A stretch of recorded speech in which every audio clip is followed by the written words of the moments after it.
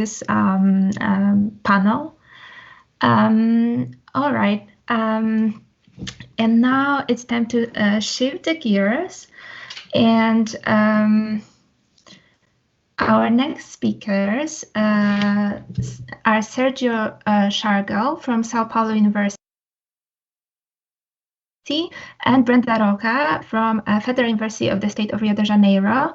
Sergio is a master candidate in literature, culture, and contemporary and master candidate in political science, as well as bachelor in social communication, journalism, and social communication, advertising, and marketing. While Brenda Rocha is a master candidate in political science and a bachelor in English and in law. Their presentation's title reads as follows: Blood on the Leaves, Blood on the Root, Revisiting Light in August in the Light of Dehumanization and Double Consciousness. The floor is yours, Sergio and Brenda.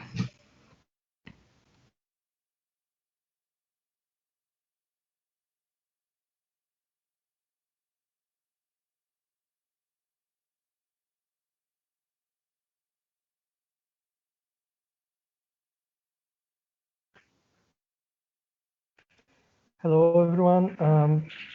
My name is Sergio Schaio.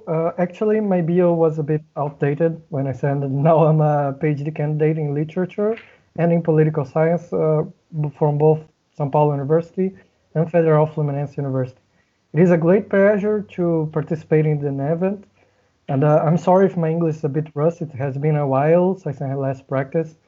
But it's a great pleasure to return to Poland, even if it's in a virtual mode, and exchange experience with researchers from another continent. Brenda will start, and I will follow with the second part.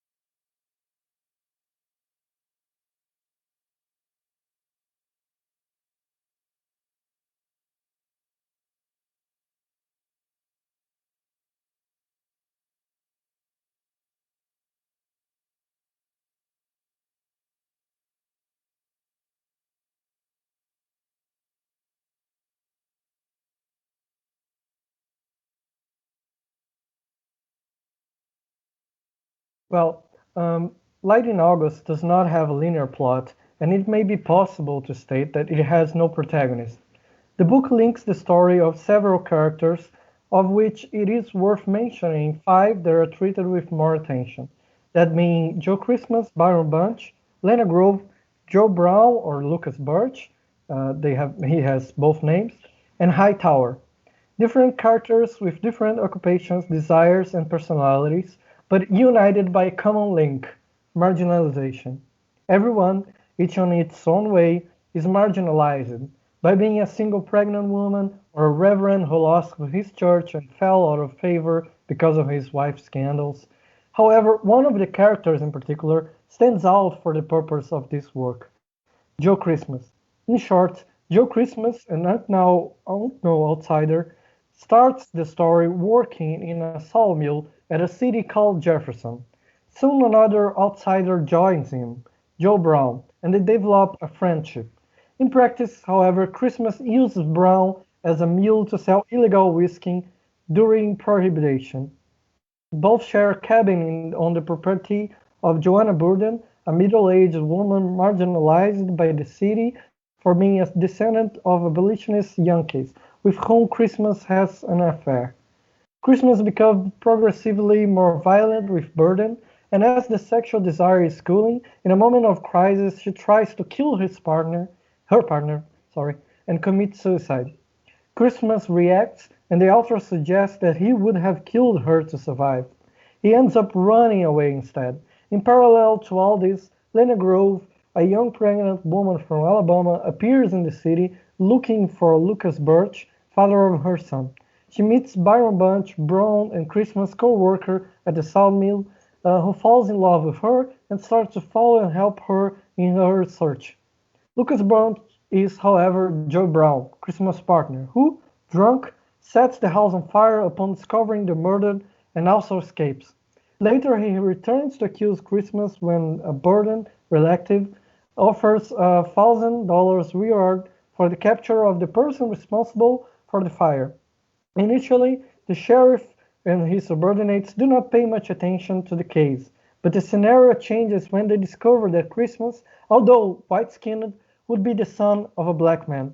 Then a brutal hunt begins, until finally they capture him in a nearby town where Christmas' grandfather, Euphil's Hines, encouraged the population to lynch his own grandson. Christmas is arrested, runs away, takes refuge with the Reverend Hightower. Unfortunately, he is found by the leader of a militia. He is captured and castrated while still alive.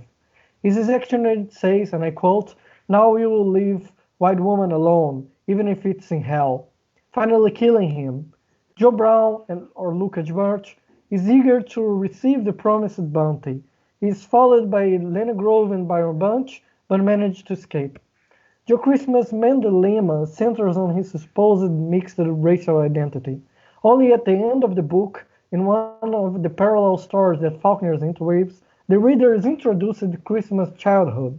He was the grandson of an extremely religious couple. Christmas' mother conceived him as a bastard after a relationship with a white-skinned circus artist who claimed to be of a Mexican descent. Just as it would later happen with Christmas in the book, rumors that the Mexican circus artist's father would have black ancestry were enough to offer him Christmas' grandfather, letting his daughter die in childbirth, abandon his newborn grandson. As Light in August displays, mainly through Hume's hysteria, which encouraged the lynching of his own grandson when he rediscovers him, in the post-Civil War scenario, miscegenation was a fear for white Southerners. Social and legal regulations showed how the fear of losing hegemony through miscegenation was deeply rooted and institutionalized in Southern society. In addition to the terror of lynching, Southern states have discouraged any interracial relationship through laws. During the period of slavery, children who were born from interracial relationships were often forcibly recognized by the owners of white slaves and black slaves as their flesh, but they had been denied the privilege of their blood. These children remained slaves and had no legal protection. Sometimes they were given freedom in their father's will, but often this was avoided. In his mimesis of the American South, Faulkner exhibits the dread of miscegenation. Returning to the notion of dehumanization as a contagious disease, black blood, although on a very small scale, is taken as a bacillus, like a plague that must be eradicated. In the Southern context, the lower black ancestry implied the marginalization of the individual. We are able to say the same about any type of sexual contact between a white woman and a non-white, black, or biracial man. The supposed pollution of the body of the white woman, a religious symbol of purity, threatened supremacy and, therefore, the cultural structure of the white South. Christmas has been immersed in dehumanization since his childhood. The time he developed his double conscience, the triple actually, considering he was simultaneously white, black, and American, paradoxically all and nothing at the same time. Still in the orphanage, he has his first contact with racism, when children call him black. At one point, the director discovers Christmas' supposed ancestry, from which arises a curious inference that is repeated through the plot. When the characters discover Christmas' ancestry, they immediately make Christmas a black man. In other words, they start to see in him characteristics that they interpret as African, even though he does not manifest any of them. And I quote, "I don't know how he could stay so long without realizing it. Just look at his face, his eyes, his hair. Of course, it's terrible." Therefore, they start to see characteristics they interpret as monstrous, as inhuman. The simple contact with the ancestry information changes the whole perception around the character, who notices and starts to use it in his adventure. Without even knowing his own ancestry, their character internalizes racism and dehumanization. He is the victim of accepting himself as a black. His whole life unfolds as a result of the inheritance that his unknown father bequeathed him, his supposed blood.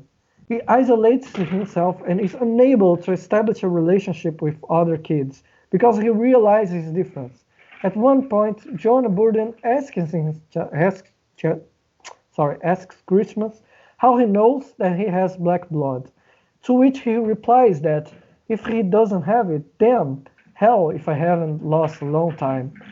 Moreover, Burden is the only one in the whole plot who questioned the most basic points about Christmas ancestry. There's no evidence about it, just humors. All of its ambivalent identity was built from these humors. Christmas is understood black because he was told since he was a kid that he was black. The question by Joanna as well as Christmas answers bring up Du Bois' metaphor about double consciences, using the image of a veil that separates the black population. The same veil is lifted over Joe Christmas, a thin and almost invisible line that separates internally the two amalgamated worlds. Traveling between these two worlds, Christmas generally identifies himself as black or white according to his convenience. About this identification, when he asserts himself as black, he incarnates in a stereotyped manner his own dehumanization. He claims to be a white man when working at the sawmill or dealing in whiskey, and as a black man when he sleeps with prostitutes or gets into fights. In several passages through the novel, when he wants to test his interlocutor, Christmas identifies himself as black and then waits for the reaction. He constantly tries to confirm that he will be judged differently if his blackness is known, which to a large extent is confirmed. Burden murders does not initially receive much attention from law enforcement authorities, even though a $1,000 bounty reward for the killer capture is offered. It is only when Christmas partners in the illegal whiskey trade, Joe Brown, reveals Christmas' black ancestry that the sheriff starts a search. Since Brown was found inside the burning house and then fled, he was initially one of the main suspects. Revealing his partner's blackness, however, exempts him and makes Christmas guilty, regardless having no concrete evidence beyond Brown's own testimony. Murder is less important than the fact that the murderer is a black man. Brown uses this dehumanization to his advantage, not only to get rid of suspicions, but to take part in the searches and obtain the $1,000 bounty. Christmas is instantly dehumanization. He becomes guilty not of murder, but of being black. The murder takes only a form of legal justification for his persecution. Christmas is captured in a Negro town, where his own grandfather sits his lynching. Some wonder if Joe Christmas had given Joanna Burley a fair trial. It is important to mention that although the crowd does not consider Christmas as a person, his real value to them is an opportunity to reaffirm that their ideology by emphasizing Joanna Burley's status as a white woman. It's meaningful to the notion of double consciousness Faulkner to include on the capture of Christmas an excerpt to which a character claims that Christmas, admitting his own crime is captured, did not, and I open quotation, act either as a nigger or as a white man. That's it. That's what made people so angry. It was like I didn't even know he was a murderer, and above all, black. However, Christmas is protected by the sheriff and arrested, only to have even a more violent fate. Upon escaping from prison, he's chased by Percy Green, the leader of a racist paramilitary militia. Green shoots him 6 times before performing a literal and symbolic crustacean in one of the most violent passages in the novel. Green is not the only one, however, who believes in Burden's rape. Resuming Angela Davis' idea, the persecution intensifies based on the narrative that Burden suffered and Christmas raped. They anticipated out loud that it was an anonymous black crime, and I'm quote, committed not by some black, but by the black. And they knew, expected, and hoped that she too had been raped. The capital letter in the second time that the term black appears in the quote corroborates with the interpretation of the dehumanization of the blackness. The Negro is taken as an entity, the incarnation of evil, and the idea that Burden was violated, though infectable, shakes the mob righteous presentations and provides the ideal justification for the murderous desires. Between the depths of the various topics and their tactics, decentralization, alternating among characters, time sets, and even forms of narrative, Lighting Novels explores extensively with the construction of Joe Christmas' identity duality, the black and white. Christmas is intersected between the two worlds, between two races, between two contexts, marginalized in both. Marginalization that implies his downfall is an ability to accept the instability offered to him by his partner. Christmas only knows how to react violently to a world that has treated him with violence, and overflows it to all his personal affairs. The white who is black and the black who is white, a dehumanization based on humors. In his creation of the literary real, Faulkner undertook a mimesis of the American South, marked by the violence of the slavery heritage and the dehumanization that emerged in his direct inheritance. In this sense, castration at the end of the work is symptomatic. A castration, as I said, not only literal, but even more so, metaphorical. The castration of a population banned for entire generations from the political and social rights, limited, restrained by a form of violence that can only be classified as terrorism. Thank you so much for your attention. We will gladly answer any questions that arise later. Okay, thank you, Sergio and Brenda. And I'm sorry for butchering your surnames earlier on. It's a bit difficult for me to pronounce them. Thank you for an interpretation of Faulkner's novel. And you will be able to ask questions, ask Brenda